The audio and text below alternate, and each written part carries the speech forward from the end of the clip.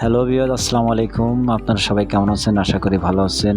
বরাবরের মতো আবার একটি ব্লগ ভিডিও নিয়ে চলে আসলাম। আজকে ব্লগ ভিডিওটা হবে আপনার ফিল্ড পর্যায়ে, মাঠ পর্যায়ে যে কাজগুলো আরকি। মাঠ পর্যায়ে আরকি আমরা কাজ করতে আসছি। বিষয়টা হচ্ছে আপনার আমি যেহেতু প্রাণী সম্পদে চাকরি করি, আপনার উপজেলা পশু হাসপাতালে যেহেতু চাকরি করি, আমি আসছি আজকে আপনার পিপিআর টিকা দিতে।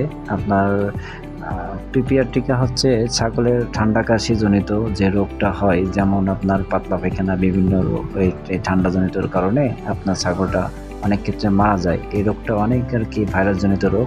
এর জন্য আরকি আমাদের প্রাণী সম্পদ অধিদপ্তর থেকে যে পিপিআর টিকার রোগ নির্মূল প্রকল্প আরকি হাতে নিয়েছে। এর জন্য আরকি গত বছরও দিয়েছিলাম। ৬ মাস অন্তর টিকা দিতে হয়। আসলেই আজকে আসছি তাজপুর টিকা দিতে। তাজপুর হচ্ছে দুর্গাপুর ইউনিয়নের ভিতরে। তাজপুরের রাস্তাটা অনেক চিপা।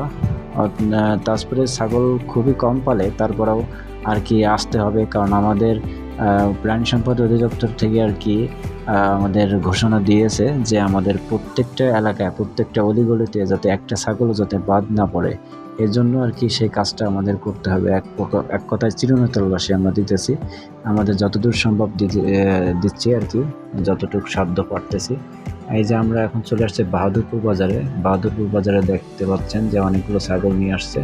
এই কাকাটা অনেক ৫টা কি ৬টা ছাগল পালে আর কি। ছাগলটা আসলে অনেক সুন্দর দেখতে।